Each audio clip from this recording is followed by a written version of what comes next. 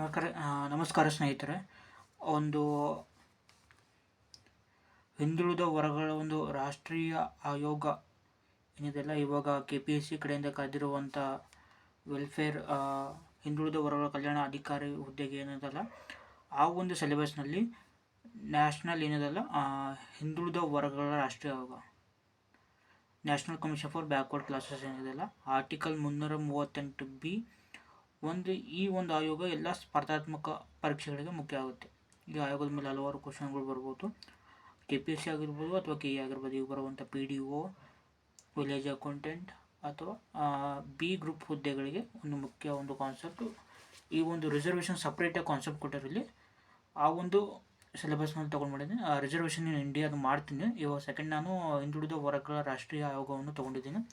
ಸ್ಪರ್ಧಾತ್ಮಕ ಪರೀಕ್ಷೆಗಳಿಗೆ ಒಂದು ಏನೇನು ನೋಡ್ಬೇಕು ನಾವು ಹಿಂದುಳಿದ ವರ್ಗಗಳ ಆಯೋಗದಲ್ಲಿ. ಹಿಂದುಳಿದ ವರ್ಗಗಳ ರಾಷ್ಟ್ರೀಯ ಆಯೋಗದ ವಿಕಾಸ. ಮಂಡಲ್ ಪ್ರಕರಣ ಗೊತ್ತು ನಿಮಗೆ. ಮಂಡಲ್ ಆಯೋಗ, ಮಂಡಲ್ ಪ್ರಕರಣದಲ್ಲಿ ಒಂದು ಆಯೋಗದ ವಿಕಾಸ ಹೇಗಾಯಿತು, ಹಿಂದುಳಿದ ವರ್ಗಗಳ ರಾಷ್ಟ್ರೀಯ ಆಯೋಗದ ವಿಕಾಸ ಹೇಗಾಯಿತು, ಅವು ಒಂದು ವಿಷಯವನ್ನು ನೋಡೋಣ. ಮಂಡಲ್ ಪ್ರಕರಣದಲ್ಲಿ, ಮಂಡಲ್ ಕಮಿಷನ್ ಪ್ರಕರಣ ತೀರ್ಪಿನಲ್ಲಿ 1992ರಲ್ಲಿ 1992 ಹಿಂದುಳಿದ ವರ್ಗಗಳ ಪಟ್ಟಿಗೆ ಸಂಬಂಧಿಸಿದ ದೂರುಗಳನ್ನು ಪರಿಶೀಲಿಸಲು ಶಾಶ್ವತ ಶಾಸನಬದ್ಧ ಒಂದು ಸಂಸ್ಥೆಯನ್ನು ರಚಿಸುವಂತೆ ಸುಪ್ರೀಂ ಕೋರ್ಟ್ ಕೇಂದ್ರ ಸರ್ಕಾರಕ್ಕೆ ನಿರ್ದೇಶನ ನೀಡುತ್ತದೆ. ಇನ್ನು ಮಂಡಲ್ ಒಂದು ಪ್ರಕರಣ ತೀರ್ಪಿನಲ್ಲಿ 1992ರಲ್ಲಿ ಹಿಂದುಳಿದ ವರ್ಗಗಳ ಪಟ್ಟಿಗೆ ಸಂಬಂಧಿಸಿದ ಏನು ದೂರುಗಳಿತ್ತು, ಹಿಂದುಳಿದ ವರ್ಗಗಳು ಬ್ಯಾಕ್ವರ್ಡ್ ಕ್ಲಾಸಸ್ ಏನು ಇಶ್ಯೂಸ್ ಏನಿದ್ದವಲ್ಲಿ, ಆ ದೂರುಗಳನ್ನು, ಕಂಪ್ಲೇಂಟ್ಸ್ ಏನಿದ್ದವಲ್ಲ, ಆ ಕಂಪ್ಲೇಂಟ್ಗಳನ್ನು ಪರಿಶೀಲಿಸಿ ಒಂದು ಶಾಶ್ವತ ಶಾಸನಬದ್ಧ ಸಂಸ್ಥೆಯನ್ನು ರಚಿಸುವಂತೆ ಸುಪ್ರೀಂ ಕೋರ್ಟ್ ಏನು ಮಾಡ್ತದೆ, ಇನ್ಸ್ಟ್ರಕ್ಟ್ ಮಾಡುತ್ತೆ ಕೇಂದ್ರ ಸರ್ಕಾರಕ್ಕೆ. ಈ ನಿರ್ದೇಶನಗಳ ಅನುಸಾರವಾಗಿ ಸಂಸತ್ತು ಹಿಂದುಳಿದ ವರ್ಗಗಳ ರಾಷ್ಟ್ರೀಯ ಆಯೋಗದ ಕಾಯ್ದೆಯನ್ನು 1993ರಲ್ಲಿ ಅಂಗೀಕರಿಸಿ ಅದನ್ನು ನ್ಯಾಷನಲ್ ಕಮಿಷನ್ ಆನ್ ಬ್ಯಾಕ್ವರ್ಡ್ ಕ್ಲಾಸಸನ್ನು ರಚಿಸಿತು. ಹಿಂದುಳಿದ ವರ್ಗಗಳ ಹಿತಾಸಕ್ತಿಗಳನ್ನು ಹೆಚ್ಚು ಪರಿಣಾಮಕಾರಿಯಾಗಿ ಕಾಪಾಡಲು 2017ರಲ್ಲಿ 123ನೇ ಸಂವಿಧಾನ ತಿದ್ದುಪಡಿ ಮಸೂದೆಯನ್ನು ಸಂಸತ್ನಲ್ಲಿ ಮಂಡಿಸಲಾಯಿತು. 2017ರಲ್ಲಿ 123ನೇ ವಿಧಿ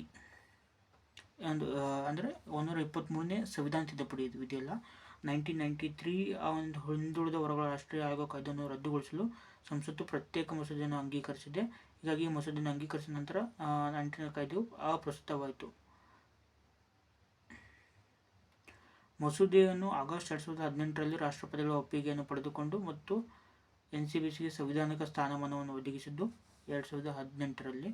2018ರಲ್ಲಿ 102ನೇ ಸಂವಿಧಾನಿಕ ತಿದ್ದುಪಡಿ ಕಾಯ್ದೆಯು ಸಂವಿಧಾನದ ಒಂದು ಹೊಸ ವಿಧಿಯನ್ನು 338Bಯನ್ನು ಸೇರಿಸುತ್ತದೆ.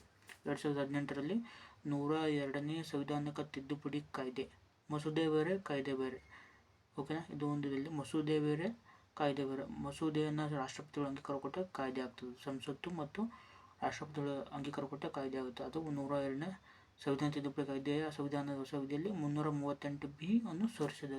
ಈ ಒಂದು ರಾಷ್ಟ್ರೀಯ ಒಂದು ಉಗಮ ಮತ್ತು ಇತ್ತೀಚೆಗೆ ಆದಂಥ ತಿದ್ದುಪಡಿಗಳು. ಇದರಲ್ಲಿ ಆರ್ಟಿಕಲ್ 340 ಭಾರತದಲ್ಲಿ ಇತರೆ ಹಿಂದುಳಿದ ವರ್ಗಗಳ ಸಮಾನ ಉಪವರ್ಗೀಕರಣಕ್ಕಾಗಿ ಅನ್ವೇಷಣೆ ಏನಿತ್ತು. ಈ ಅನ್ವೇಷಣೆ ಏನೇನಾಯಿತು, ಇದ್ರ ಮೇಲೆ ಹಿಂದುಳಿದ ವರ್ಗಗಳ ಮೇಲೆ ಉಪವರ್ಗೀಕರಣಕ್ಕೆ, ಸಮಾನ ಉಪವರ್ಗೀಕರಣಕ್ಕಾಗಿ ಭಾರತ ಸಂವಿಧಾನದ 340ನೇ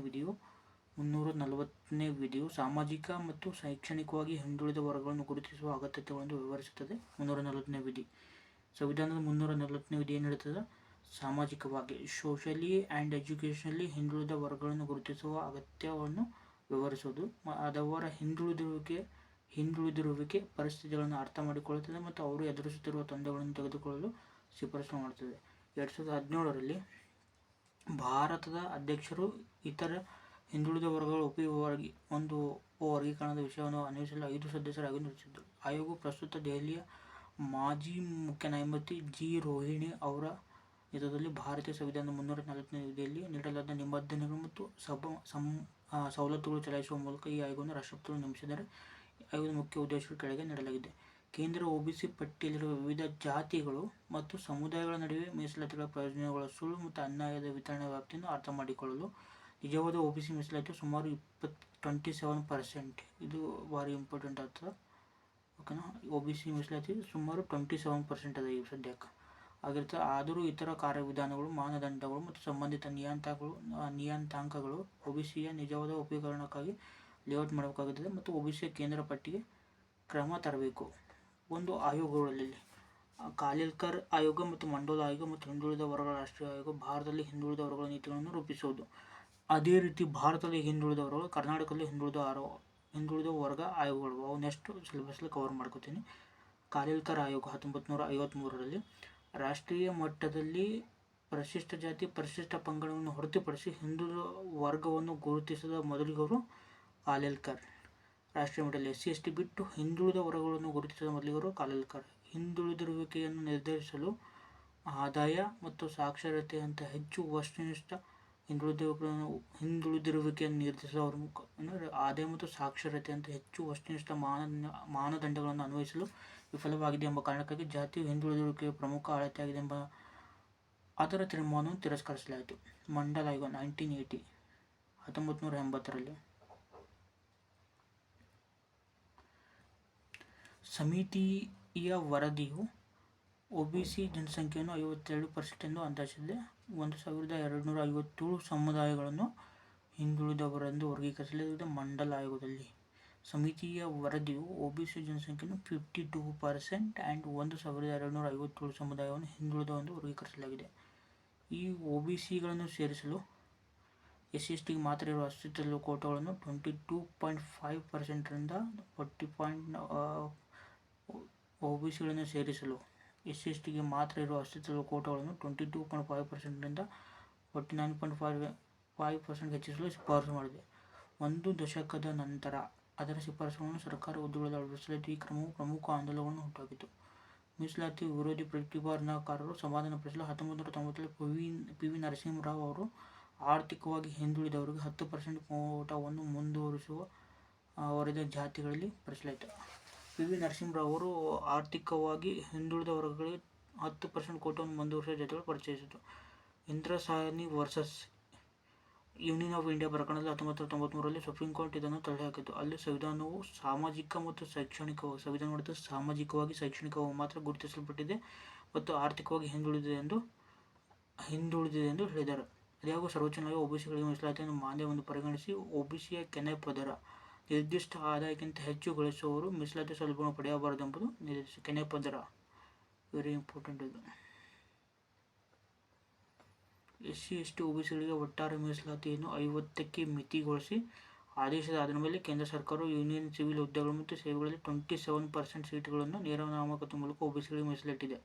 ತರುವಾಯ ಕೇಂದ್ರ ಸರ್ಕಾರ ಶಿಕ್ಷಣ ಸಂಸ್ಥೆಗಳ ಕೋಟಾವನ್ನು ಜಾರಿಗೊಳಿಸಲಾಯಿತು. ಇಂಪಾರ್ಟೆಂಟ್ ಆರ್ಟಿಕಲ್ಸ್, ಲೇಖನಗಳೇನವಲ್ಲ ನಮ್ಮ ಸಂವಿಧಾನದಲ್ಲಿ. ಪರಿಶಿಷ್ಟ ಜಾತಿಗಳಿಗೆ ರಾಷ್ಟ್ರೀಯ ಆಯೋಗ 338 ಆರ್ಟಿಕಲ್. ಪರಿಶಿಷ್ಟ ಜಾತಿಗಳ ರಾಷ್ಟ್ರೀಯ ಆಯೋಗ 338A. ಪರಿಶಿಷ್ಟ ಪಂಗಡಗಳಿಗೆ ರಾಷ್ಟ್ರೀಯ ಆಯೋಗ 38. ಪರಿಶಿಷ್ಟ ಜಾತಿ 38A. ಪರಿಶಿಷ್ಟ ಪಂಗಡ 38B. 338B ಹಿಂದುಳಿದ ವರ್ಗಗಳ ರಾಷ್ಟ್ರೀಯ ಆಯೋಗ. ಇದು ಇಂಪಾರ್ಟೆಂಟ್ ಆಗ್ತಿಲ್ಲ. ಟೋಟಲ್ ಈ 3 ಆರ್ಟಿಕಲ್ಗಳ ಕ್ವಶನ್ ಬಂದೇ ಬರ್ತಾವೆ.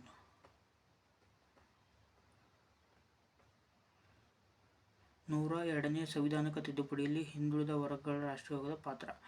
ತಿದ್ದುಪಡಿ ಕಾಯ್ದೆಯು ಹಿಂದುಳಿದ ವರ್ಗಗಳ ರಾಷ್ಟ್ರೀಯ ಆಯೋಗದ ಕಾಯ್ದೆ 1990 1993 ರದ್ದುಗೊಳಿಸಲು ಮತ್ತು ಕಲೆಯನ್ನು ಸೇರಿಸಲು ಪ್ರಯತ್ನಿಸಿದ. ಆರ್ಟಿಕಲ್ ಮೂಲಕ ಹೊಸ ನಿಬಂಧನೆಯನ್ನು ಸೇರಿಸುವ ಜೊತೆಗೆ ಹೊಸ ನಿಬಂಧನೆಯನ್ನು ಸೇರಿಸುವುದರ ಮೂಲಕ ಸಾಂವಿಧಾನಿಕ ದೇಹವನ್ನು ಸ್ಥಾಪಿಸುವ ಸಲುವಾಗಿ ಸಂವಿಧಾನದಲ್ಲಿ 338B, 338B, 342A ಒಬಿಸಿಗಳ ಕೇಂದ್ರ ಪಟ್ಟಿಗೆ ಪ್ರತಿ ಸೇರ್ಪಡೆ ಹೊರಗಿಡುವಿಕೆಗೆ ಸಂಸತ್ತಿನ ಅನುಮೋದನೆಯನ್ನು ಒದಗಿಸುತ್ತದೆ. ಈಗ ರಾಷ್ಟ್ರೀಯ ಆಯೋಗಗಳು ಹಿಂದುಳಿದ ವರ್ಗವನ್ನು 102ನೇ ತಿದ್ದುಪಡಿ ಆಯಿತು, ಸಂವಿಧಾನ ತಿದ್ದುಪಡಿಯಲ್ಲಿ 338B ಸೇರಿಸಿ 342 ಒಬಿಸಿಗಳ ಕೇಂದ್ರ ಪಟ್ಟಿಗೆ ಸೇರ್ಪಡೆಯಾಯಿತು. ಒಂದು national commission on backward class ರಾಜ್ಯ ಸರ್ಕಾರ ಹಕ್ಕುಗಳನ್ನು ಅತಿಕ್ರಮಿಸುವುದಿಲ್ಲ. ಅವರು ತಮ್ಮದೇ ಆದ ಹಿಂದುಳಿದ ವರ್ಗಗಳ ಆಯೋಗಗಳನ್ನು ಮತ್ತು ಒಬಿಸಿಗೆ ಸೇರಿದ ಜಾತಿಗಳ ತಮ್ಮದೇ ಆದ ಪಟ್ಟಿಯನ್ನು ಹೊಂದಿರುತ್ತದೆ. ಏನದಲ್ಲ NCPC ಕೇಂದ್ರ ಸರ್ಕಾರಕ್ಕೆ ಮಾತ್ರ ಶಿಫಾರಸು ಮಾಡುತ್ತದೆ. ಪಟ್ಟಿಯಲ್ಲಿ ನಿರ್ದಿಷ್ಟ ಜಾತಿಯ ಸೇರ್ಪಡೆ ಅಥವಾ ಅಳಿಸುವಿಕೆಗೆ ಸಂಬಂಧಿಸಿದೆ. ಸಂವಿಧಾನ ಮತ್ತು ಇತರೆ ಕಾನೂನುಗಳ ಅಡಿಯಲ್ಲಿ ಒಬಿಸಿಗಳಿಗೆ ಹೇಗೆ ಸುರಕ್ಷತೆಗಳನ್ನು ಒದಗಿಸಲಾಗಿದೆ ಎಂಬುದನ್ನು ಆಯೋಗವು ತನಿಖೆ ಮಾಡುತ್ತದೆ, ಮೇಲ್ವಿಚಾರಣೆ ಮಾಡುತ್ತದೆ ಮತ್ತು ಈ ಸುರಕ್ಷತೆಗಳು ಎಷ್ಟು ಪರಿಣಾಮಕಾರಿ ಎಂಬುದು ಮೌಲ್ಯಮಾಪನ ಮಾಡುವುದು NCPCಯ ಕೆಲಸ. ಹಿಂದುಳಿದ ವರ್ಗಗಳ ರಾಷ್ಟ್ರೀಯ ಆಯೋಗದ ಉದ್ದೇಶಗಳೇನು? OBC ಅವರಿಗೆ ಸಂವಿಧಾನದ ಅಡಿಯಲ್ಲಿ ಅಥವಾ ಇತರ ಯಾವುದೇ ಕಾನೂನಿನಲ್ಲಿ ಪ್ರಸ್ತುತ ಜಾರಿಯಲ್ಲಿರುವ ಅಥವಾ ಸರ್ಕಾರಕ್ಕೆ ಯಾವುದೇ ಇತರ ಆದೇಶಗಳಲ್ಲಿ ಒದಗಿಸಲು ವಿವಿಧ ಸುರಕ್ಷಿತ ಅನುಷ್ಠಾನದಲ್ಲಿ ಮೇಲ್ವಿಚಾರಣೆ ಮಾಡಿ ಅಂತಹ ರಕ್ಷಣಾತ್ಮಕ ಕಾರ್ಯವನ್ನು ನಿರ್ವಹಣೆಯಲ್ಲಿ ಮೌಲ್ಯಮಾಪನ ಮಾಡೋದು, ಬರುವಂಥ ಕಂಪ್ಲೇಂಟ್ಸ್ ರೆಸಾಲ್ವ್ ಮಾಡೋದನ್ನು ಪರಿಶೀಲಿಸಿ ಸರ್ಕಾರಕ್ಕೆ ನಿರ್ದೇಶನ ಮಾಡೋದು. ಹಿಂದುಳಿದ ವರ್ಗಗಳ ರಾಷ್ಟ್ರೀಯ ಆಯೋಗದ ಸಂಯೋಜನೆಯಿಂದ ಅಲ್ಲಿ ಎಷ್ಟು ಮಂದಿ ಇದೆ? ಸದಸ್ಯರು, ಅಧ್ಯಕ್ಷರು, ಉಪಾಧ್ಯಕ್ಷರು, ಇತರೆ 3 ಸದಸ್ಯರನ್ನು ಅಧ್ಯಕ್ಷರು ತಮ್ಮ ಕೈ ಮುದ್ರೆ ಅಡಿಯಲ್ಲಿ ವಾರಂಟ್ ಮೂಲಕ ನೇಮಕ ಮಾಡುತ್ತಾರೆ. ಅಧ್ಯಕ್ಷರು, ಉಪಾಧ್ಯಕ್ಷರು ಮತ್ತು ಇತರ ಸದಸ್ಯ ಸೇವಾ ಷರತ್ತುಗಳು ಮತ್ತು ಅಧ್ಯಕ್ಷರು ನಿರ್ಧರಿಸುತ್ತಾರೆ. ಹಿಂದುಳಿದ ವರ್ಗಗಳ ರಾಷ್ಟ್ರೀಯ ಆಯೋಗದ ಕಾರ್ಯಗಳು: OBCಗಳಿಗೆ ಸಂಬಂಧಿಸಿದ ವಿಷಯಗಳನ್ನು ತನಿಖೆ ಮಾಡಲು ಮತ್ತು ಮೇಲ್ವಿಚಾರಣೆ ಮಾಡೋದು, ಹಕ್ಕುಗಳ ಪ್ರಭಾವಕ್ಕೆ ಸಂಬಂಧಿಸಿದ ನಿರ್ದಿಷ್ಟ ದೂರುಗಳನ್ನು ವಿಚಾರಿಸಿ ಯೋಜನಾ ಪ್ರಕ್ರಿಯೆಯಲ್ಲಿ ಭಾಗವಹಿಸಿ ಸಲಹೆ ನೀಡಿ ಯಾರಿಗೆ? ಕೇಂದ್ರ ಸಂಸತ್ತಿಗೆ. ರಕ್ಷಣಾಗಳ ಪರಿಣಾಮಕಾರಿ ಅನುಷ್ಠಾನ ಶಿಫಾರಸು: OBCಗಳ ರಕ್ಷಣೆ, ಕಲ್ಯಾಣ, ಅಭಿವೃದ್ಧಿ, ಪ್ರಗತಿಗೆ ಸಂಬಂಧಿಸಿದ ಅಥವಾ ಇತರ ಕಾರ್ಯಗಳನ್ನು ನಿರ್ವಹಿಸಲು.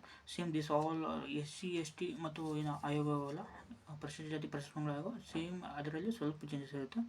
ಅಲ್ಲಿ ಆಯೋಗಗಳು ಏನು ಆ ಒಂದು ಸಮುದಾಯದ ಹಿತಾಸಕ್ತಿ ಕಾಪಾಡೋದಿರುತ್ತಲ್ಲ, ಅದೇ ರೀತಿ OBCಗೂ ಇದೆ. ರಾಜ್ಯ ಸರ್ಕಾರಕ್ಕೆ ಸಂಬಂಧಿಸಿದ ಆಯೋಗದ ಯಾವುದೇ ವರದಿಯನ್ನು ರಾಷ್ಟ್ರಪತಿಗಳು ರವಾನಿಸುತ್ತಾರೆ. ರಾಜ್ಯಪಾಲರಿಗೆ ರಾಜ್ಯಪಾಲರು ಅದನ್ನು ಶಾಸಕಾಂಗದ ಮುಂದೆ ಇಡುತ್ತಾರೆ. ಹಿಂದುಳಿದ ವರ್ಗಗಳ ರಾಷ್ಟ್ರೀಯ ಆಯೋಗದ ಪ್ರಗತಿಪರ ಆಯಾಮಗಳು: ಅಭಿವೃದ್ಧಿ. 102ನೇ ತಿದ್ದುಪಡಿ ಕಾಯ್ದೆ ಹಿಂದುಳಿದ ವರ್ಗಗಳ ಮೀಸಲಾತಿಯ ಜೊತೆಗೆ ಸರ್ವಾಂಗೀಣ ಅಭಿವೃದ್ಧಿ ಎಲ್ಲ ಮಾನವ ಸಮಾನತೆ ಅಗತ್ಯವಿದೆ ಎಂದು ಗುರುತಿಸಿದೆ. ಆದ್ದರಿಂದ ಇದು ಸಾಮಾಜಿಕವಾಗಿ, ಶೈಕ್ಷಣಿಕವಾಗಿ ಹಿಂದುಳಿದ ವರ್ಗಗಳ ಅಭಿವೃದ್ಧಿಗೆ ನಿಬಂಧನೆಗಳನ್ನು ಹೊಂದಿದೆ. ಅವರ ಅಭಿವೃದ್ಧಿಯಲ್ಲಿ ಹೊಸ NCPC ಪಾತ್ರವನ್ನು ಹೊಂದಿದೆ. ಕುಂದುಕೊರತೆ ಪರಿಹಾರ: ಹೊಸ NCPC ಸಿವಿಲ್ ನ್ಯಾಯಾಲಯದ ಅಧಿಕಾರದೊಂದಿಗೆ ಹಿಂದುಳಿದ ವರ್ಗಗಳ ಕುಂದುಕೊರತೆಗಳನ್ನು ಪರಿಣಾಮಕಾರಿಯಾಗಿ ನಿವಾರಿಸುತ್ತದೆ. ಈ ಕಾಯ್ದೆಯು NCPCಯನ್ನು ರಾಷ್ಟ್ರೀಯ SC ST ಆಯೋಗಕ್ಕೆ ಸಮಾನವಾಗಿ ನಿರ್ದೇಶಿಸುತ್ತದೆ. ಪಾರದರ್ಶಕತೆ: 338B 342A ಹೆಚ್ಚಿನ ಪಾರದರ್ಶಕತೆಯನ್ನು ಪರಿಚಯಿಸುತ್ತದೆ, ಏಕೆಂದರೆ ಹಿಂದುಳಿದ ವರ್ಗಗಳ ಪಟ್ಟಿಯಲ್ಲಿ ಯಾವುದೇ ಸಮುದಾಯವನ್ನು ಸೇರಿಸಲು ಉಳಿಸಲು ಸಂಸತ್ತಿನೊಂದಿಗೆ ಒಪ್ಪಿಗೆಯನ್ನು ತೆಗೆದುಕೊಳ್ಳುವುದು ಕಡ್ಡಾಯವಾಗಿದೆ. ಇದು ಈ ಒಂದು 342A. ಹಿಂದುಳಿದ ವರ್ಗಗಳಿಗೆ ಸಂಬಂಧಿಸಿದ ವಿಶೇಷ ಜ್ಞಾನವನ್ನು ಹೊಂದಿರುವ ಕನಿಷ್ಠ 2 ವ್ಯಕ್ತಿಗಳು NCPCಯಲ್ಲಿ ಒಬ್ಬ ಮಹಿಳೆ ಸಾಗುತ್ತಿರುವ ಕ್ರಮವಾಗಿದೆ. ಇದು ಆಯೋಗವನ್ನು ಹೆಚ್ಚು ಪ್ರಜಾಪ್ರಭುತ್ವ ಮತ್ತು NCPCಗಳ ಹಿತಾಸಕ್ತಿ ಉತ್ತೇಜಿಸಲು ಪರಿಣಾಮಕಾರಿಯಾಗಿದೆ. ಹಿಂದುಳಿದ ವರ್ಗಗಳ ರಾಷ್ಟ್ರೀಯ ಆಯೋಗದ ಅಧಿಕಾರಗಳು ಮತ್ತು ಪರಿಣಾಮ: ಆಯೋಗದ ಸಿವಿಲ್ ನ್ಯಾಯಾಲಯದ ಎಲ್ಲ ಅಧಿಕಾರವನ್ನು ಹೊಂದಿರುತ್ತದೆ, ನಿರ್ದಿಷ್ಟವಾಗಿ ಈ ಕೆಳಗಿನ ವಿಷಯಗಳಿಗೆ ಸಂಬಂಧಿಸಿದೆ. ಸೇಮ್ SST ಒಂದು ಇದರಲ್ಲಿ ಏನಿರುತ್ತೆ ಅದೆಲ್ಲ ಒಂದು ಇಂಪಾರ್ಟೆಂಟ್ ಇನ್ಫಾರ್ಮೇಷನ್ ಇದರಲ್ಲಿ ಅಧಿಕಾರಿಗಳು ಇರುವಂಥ ಪವರ್. ಹಿಂದುಳಿದ ವರ್ಗಗಳ ರಾಷ್ಟ್ರೀಯ ಆಯೋಗದ ಸುತ್ತಲಿನ ವಿವಾದಗಳು ಮತ್ತು ಕಾಳಜಿಗಳು ಇವೆಲ್ಲ ಒಂದೊಂದ್ಸಲ ನೋಡ್ಕೊರಿ.